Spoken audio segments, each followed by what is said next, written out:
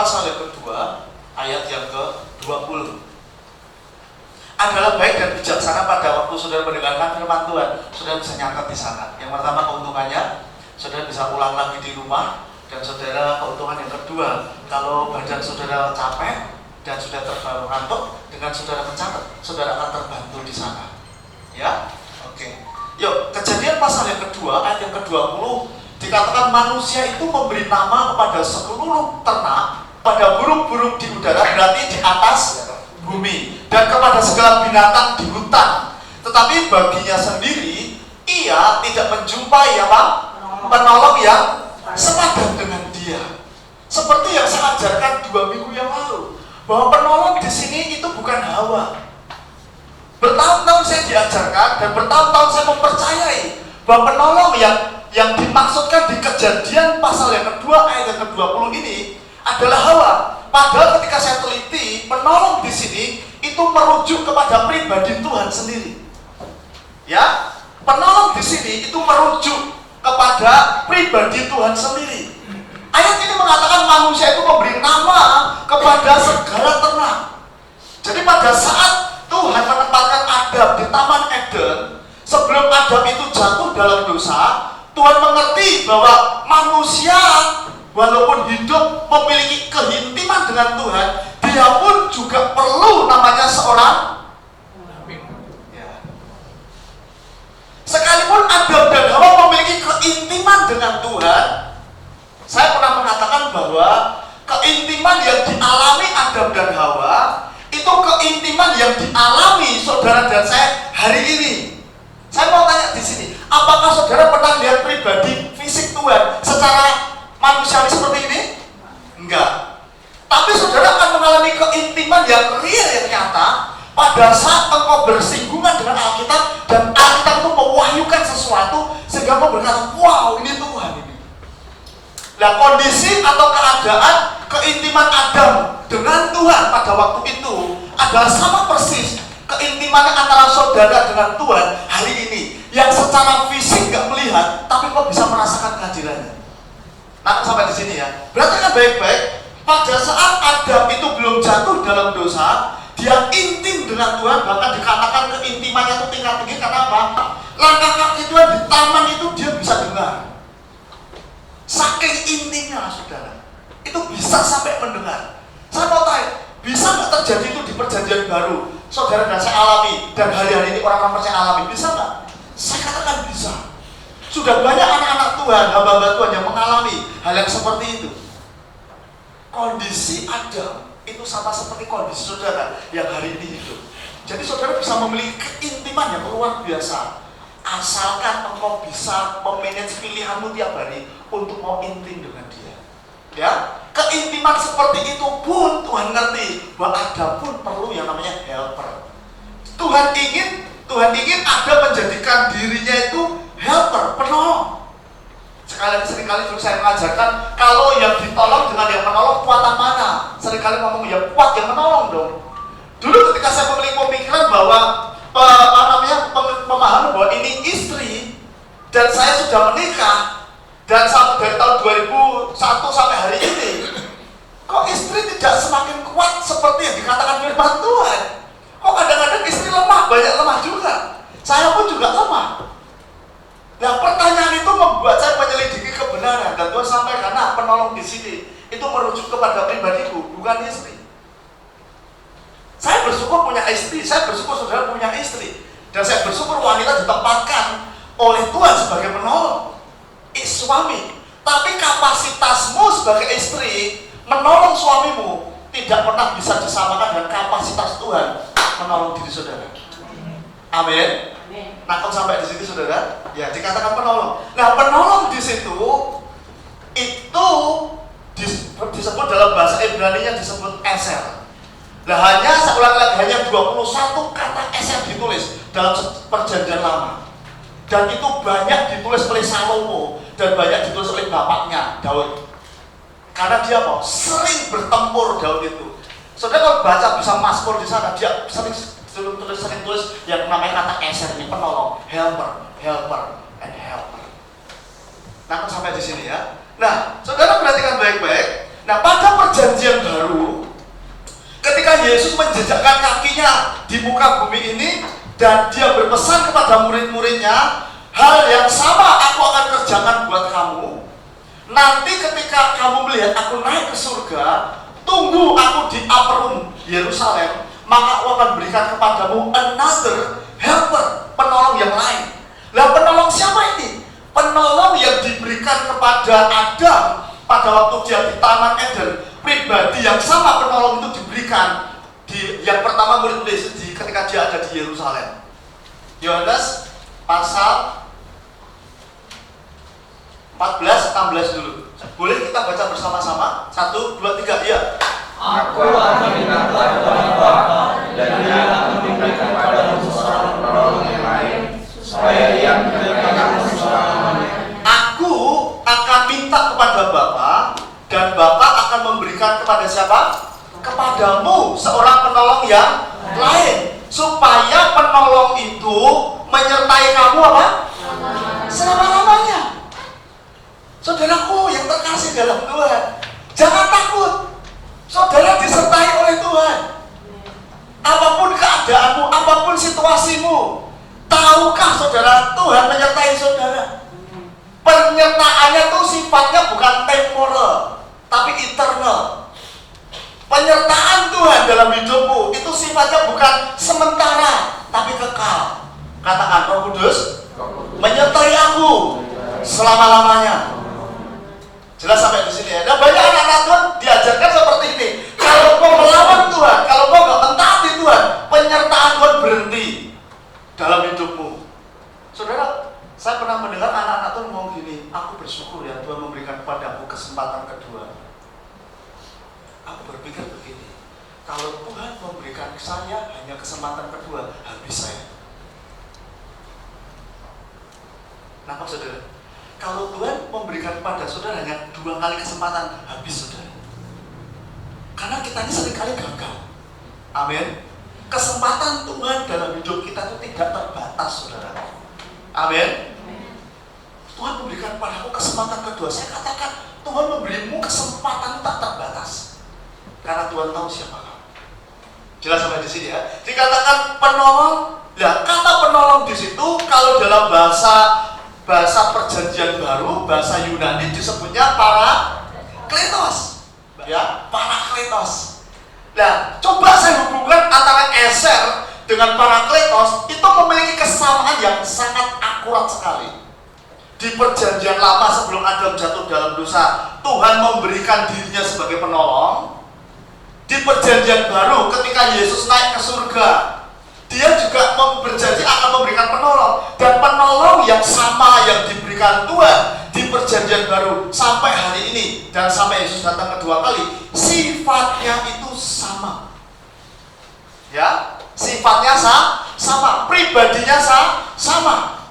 Nah, Mas Untung mau ajarkan saya apa tentang penolong itu? Nah, ini saudara, saya mau mengajarkan kepada saudara tentang pribadi penolong itu loh, yang seringkali banyak anak-anak Tuhan misunderstanding, salah ngerti tentang pribadi yang namanya Roh Kudus.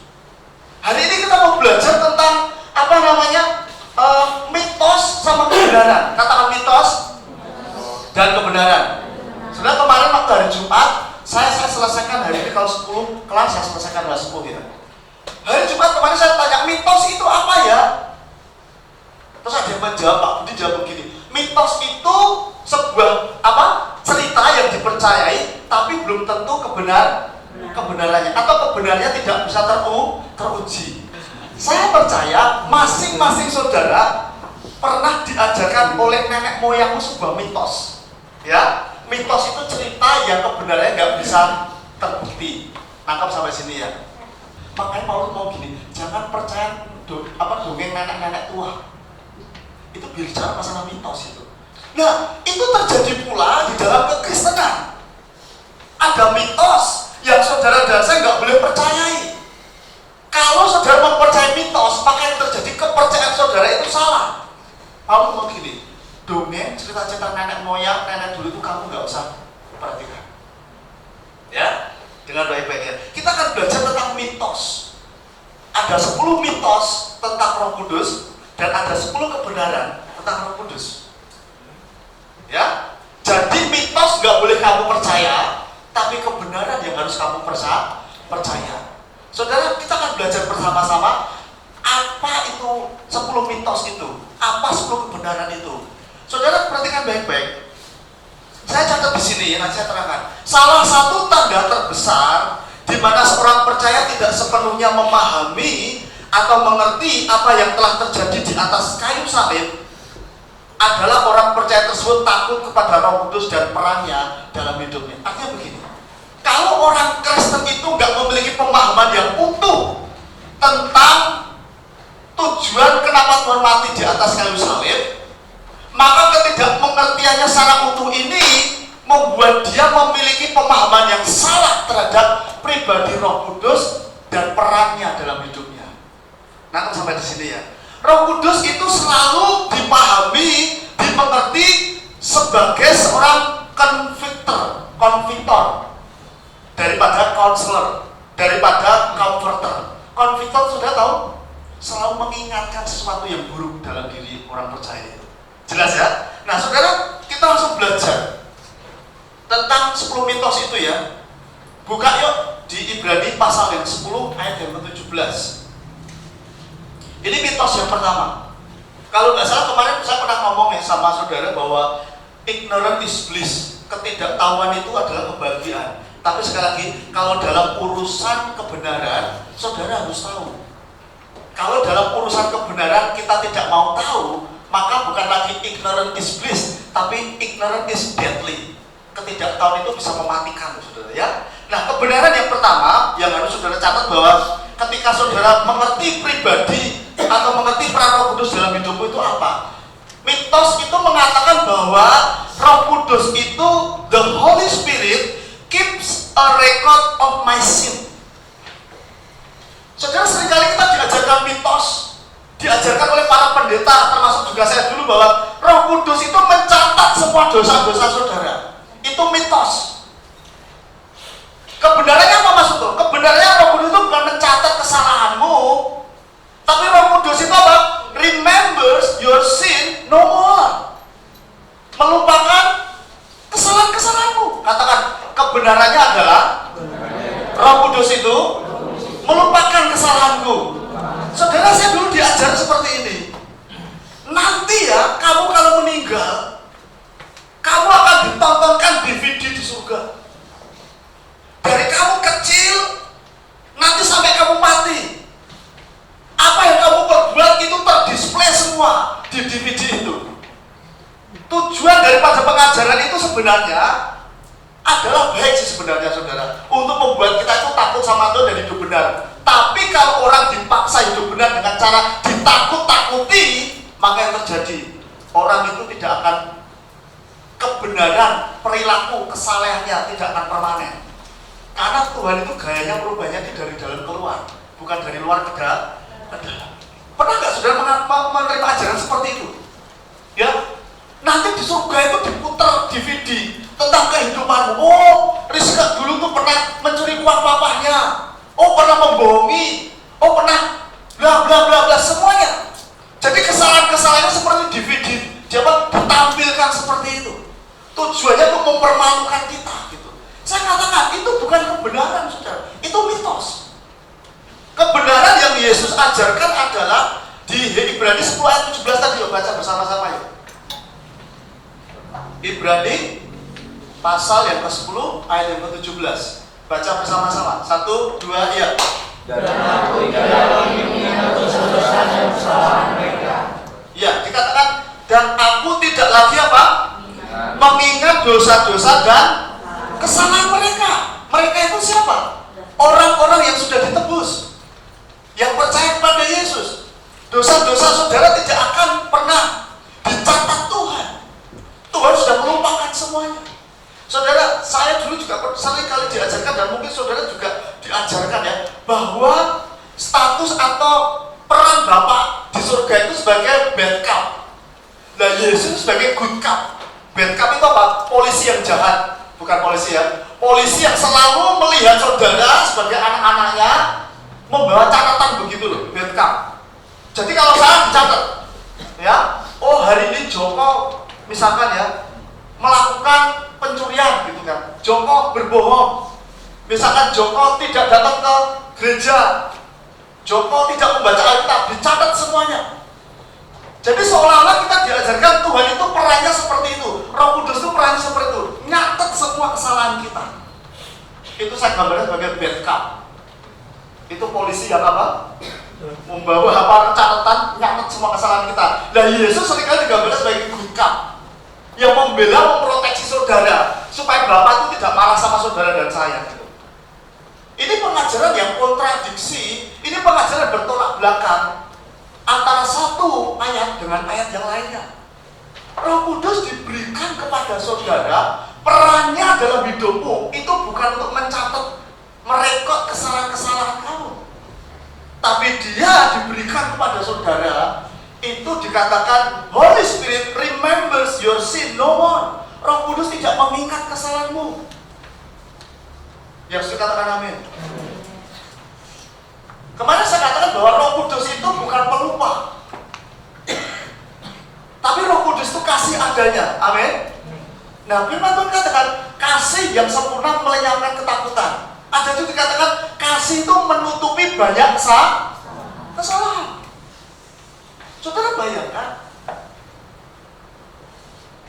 saya nggak bisa mengerti ya, dulu kenapa saya setuju dengan pengajaran seperti ini ya. Di satu sisi itu Tuhan melupakan kesalahan-kesalahannya, ayat ini mengatakan, tapi di satu sisi ada ayat mengatakan Tuhan itu menghukum kesalahan-kesalahannya. Saya katakan memang dosa sudah dihukum. Kapan itu? Memang Tuhan sudah marah. Kemarahannya, penghukumannya atas dosa itu sudah dilakukan Tuhan. Kapan? 2000 tahun yang lalu. Ditimpakan sepenuhnya kepada tubuh Yesus. Dan Tuhan tidak lagi mengingat dosa-dosa saudara. Bukan berarti ini sebagai kesempatan untuk engkau, saudara dan saya bebas berbuat dosa. Bukan. Semakin saudara tahu saudara dikasih oleh Tuhan, saya kasih tahu, semakin saudara rindu menyenangkan hati Tuhan. Amin. Contohnya seperti ini yang seringkali saya kasih contoh kepada saudara. Kalau saudara memiliki utang yang besar, atau Joko memiliki utang yang besar, Ivan memiliki utang cuma 100.000, utangnya Joko 5M. Dan saya datang kepada mereka berdua karena saya mengasihi mereka berdua. Kasih saya tunjukkan dengan pemberian. Kasih saya tunjukkan kepada pelepasan supaya mereka nggak memiliki utang. Saya katakan pada Joko, kau utangmu berapa? Pak, aku 5 miliar loh. Pak, berapa? Aku karena usaha ini aku gagal, Pak. So, apa akibatnya kamu dapat apa nggak bisa bayar utang? Aku mau dihukum. Aku datang pada Joko, tak bayar utang beres. Tapi saya tidak hanya membayar utangnya dia, menyelesaikan utangnya dia. Saya memberikan dia deposito pada dia. Nih, kamu jangan utang lagi ya. Aku beri kamu deposito. Pakai untuk kamu hidup. Aku percaya sama kamu. Aku gak utik-utik deposito ini. Paham ya? Nah, terus aku datang kepada Ivan juga. Pak, utangmu berapa, Pak? Utangmu cuma 100.000 kok. Saya kasih dia juga 100.000, beresin utangmu. Aku juga kasih deposito yang sama seperti yang saya berikan kepada Joko. Yang lebih mengasihi saya siapa kira-kira saudara? Halo? Yang lebih respect, menghormati, yang hatinya lebih itu ke saya siapa? Joko atau Ivan? Ivan.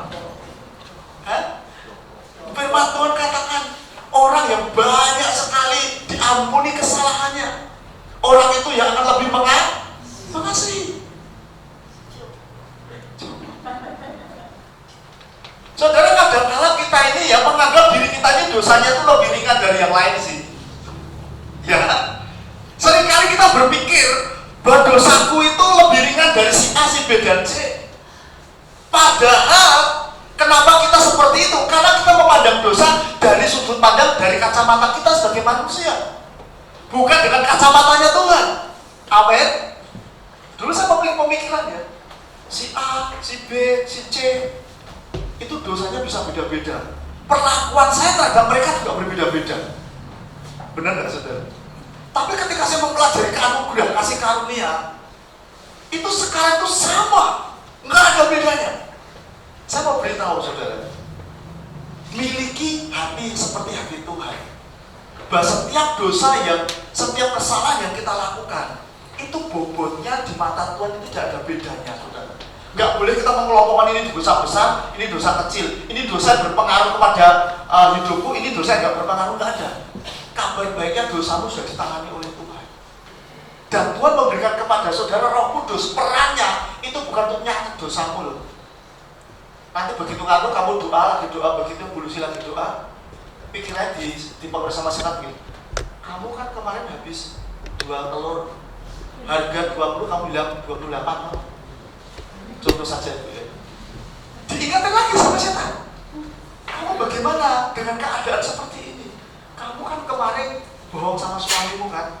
Maka yang terjadi, kalau ibu Lucy nggak ngerti kebenaran bahwa Roh Kudus itu tidak mencela, tapi Roh Kudus itu melupakan dosa-dosanya. Maka ketika Bu Lucy itu berdoa menghadap pada Tuhan, Bu Lucy diingatkan diserang setan dalam pikiran seperti itu, maka dia langsung buka matanya, gak usah doa. Ngapain?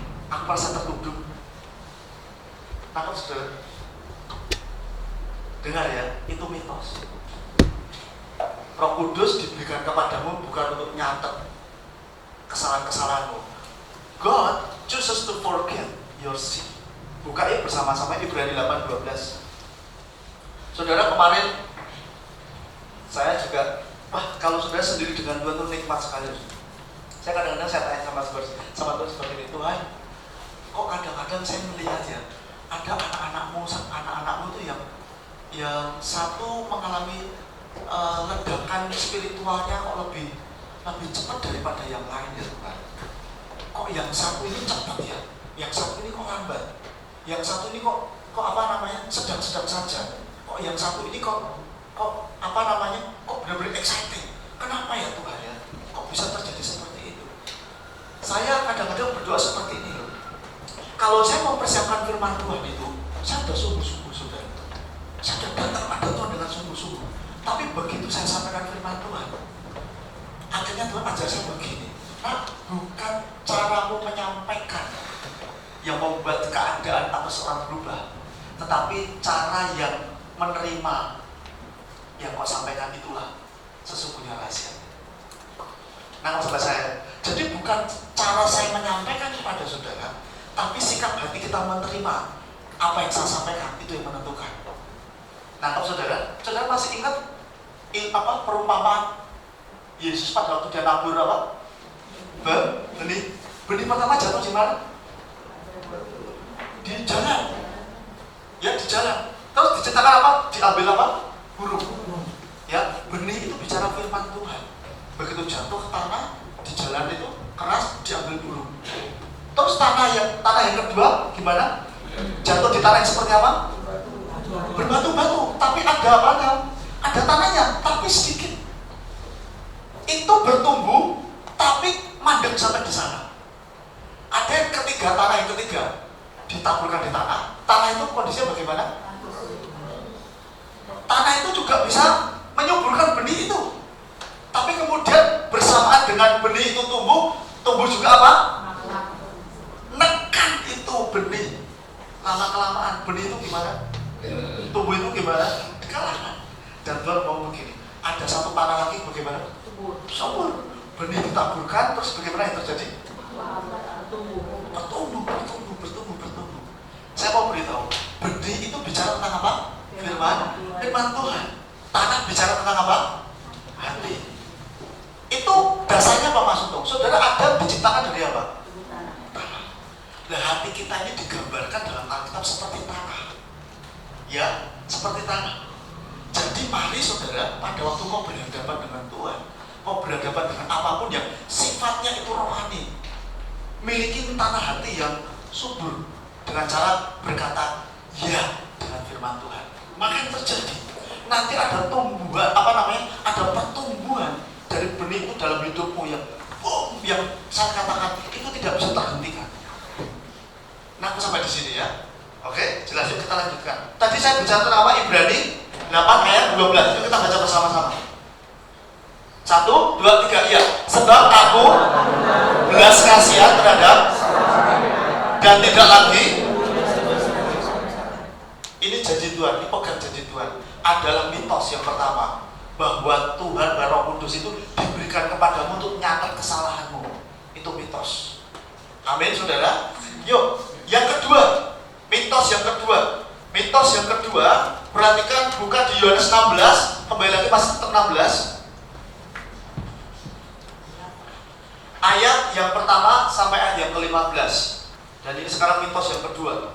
Dikatakan, semuanya ini kukatakan kepadamu supaya kamu jangan kecewa dan menolak aku. Semuanya ini kukatakan kepadamu. Tuhan memberikan peringatan supaya kamu jangan kecewa dan menolak aku. Ayat yang kedua dikatakan, kamu akan dikucilkan.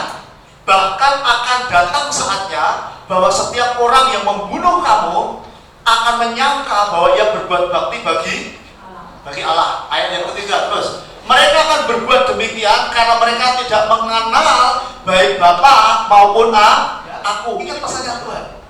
Jadi Tuhan itu berbicara itu jauh ke depan di sana. Bahwa yang dikatakan Tuhan itu benar adalah kebenaran Tuhan. Bahwa saudara dan saya hidup dalam kebenaran. Pasti sama Beto. Tidak ada orang yang tidak pasti tidak akan suka dengan saudara. Saudara jangan pikir kalau saudara hidup dalam kasih, orang banyak mengasihi kamu. No way. Saya ulang lagi ya. Jangan berpikir kalau kau hidup dalam kasih, orang akan semakin respect mengasihi kamu. Enggak. Justru ketika kau hidup dalam kasihnya Tuhan, itu akan orang banyak menentang kamu. Amin, saudara. Nah, jangan pikir kau hidup dalam kasih, kau disukai banyak orang. No way. Ingat pesan Tuhan.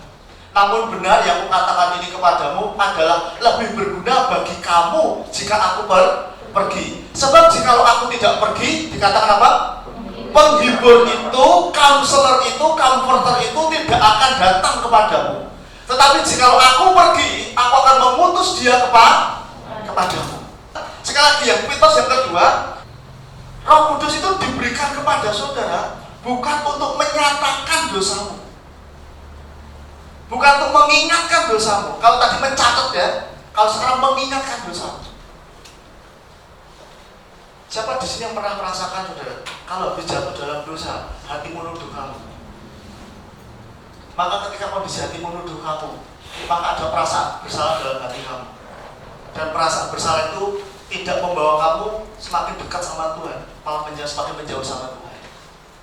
Roh Kudus diberikan kepada saudara bukan untuk menyatakan dosa saudara. Roh Kudus diberikan kepada saudara kebenarannya untuk menyatakan kebenaranmu di dalam Kristus. Saya ulangi lagi ya. Roh Kudus diberikan kepada saudara bukan untuk mengingatkan, menyatakan dosamu, tapi untuk mengingatkan kebenaranmu di dalam Kristus. Ini mitos yang kedua. Bahwa Roh Kudus diajarkan seringkali itu untuk mengingatkan dosa-dosa kita. Ya, itu mitos saudara. Tapi Roh Kudus diberikan kepada kita semuanya hari ini. Itu tujuannya untuk apa? Untuk menyatakan, untuk mengingatkan siapa kamu di dalam Kristus. Saya terus di sini. Banyak anak-anak Tuhan dibodohi oleh pengajaran tentang pribadi Roh Kudus yang tidak utuh.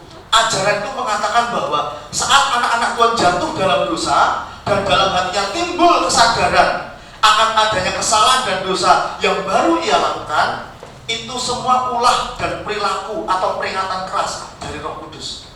Padahal Roh Kudus diberikan bukan untuk apa? Menyatakan, ingat-ingat dosa. Tangkap sampai di sini ya. Sudah perhatikan baik-baik. Kemarin hari Jumat saya tanya kepada teman-teman semua begini. Orang yang belum terima Roh Kudus, dia belum terima Yesus, kalau dia berbuat dosa, itu hatinya itu sadar banget.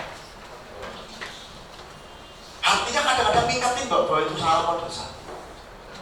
Saya katakan sama saudara.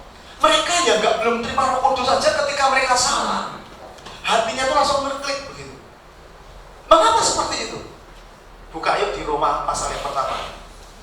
Saudara, orang yang gak terima Tuhan pun ketika dia salah, dia sadar itu salah dan dia sadar itu dosa.